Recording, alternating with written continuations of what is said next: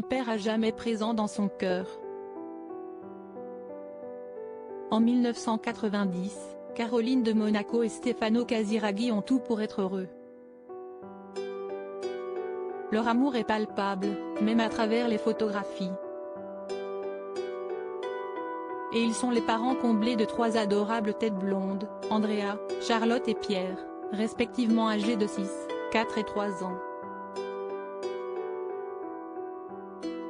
Leur histoire est digne d'un conte de fées. Sauf que le destin a coupé court à leur bonheur.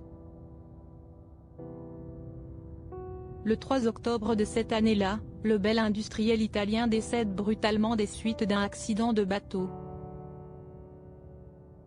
Malgré son jeune âge au moment du drame, Charlotte Casiraghi n'a rien oublié de la peine incommensurable qui l'a frappée.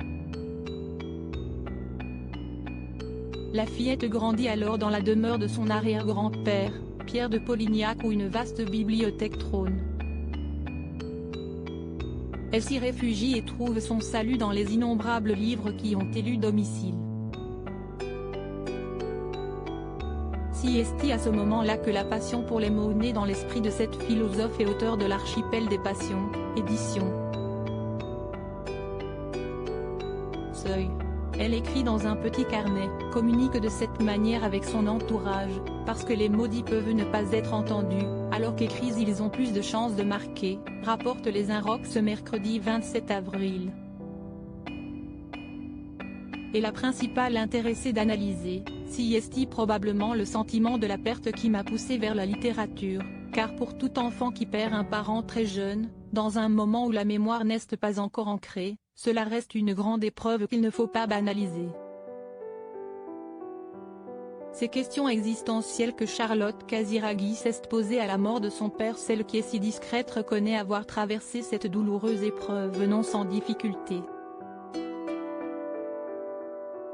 J'étais traversée d'émotions très violentes. Confie cette maman de 2 garçons, Raphaël et Balthazar, respectivement âgés de 8 et 3 ans et demi. Et de s'interroger, comment faire avec la disparition de l'autre? Si est un long chemin pour se réapproprier la perte. Les mots ont constitué un lien possible.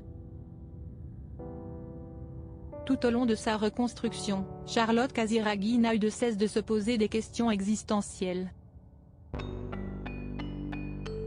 Pourquoi moi? Pourquoi je suis dans ce corps? Pourquoi j'existe?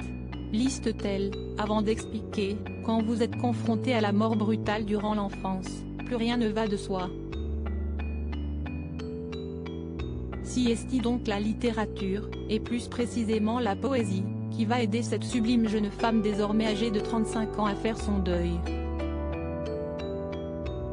À apprécier ce sentiment puissant, que procure la lecture, de traverser le temps pour rejoindre quelqu'un d'autre.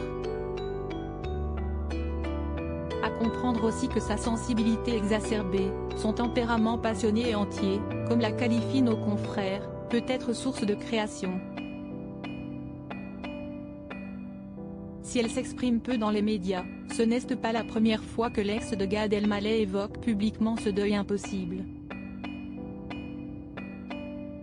La perte nous amène à puiser dans ce courage et à surmonter l'angoisse de la perte, la peur, analysait-elle face aux caméras de la Rétro en 2019.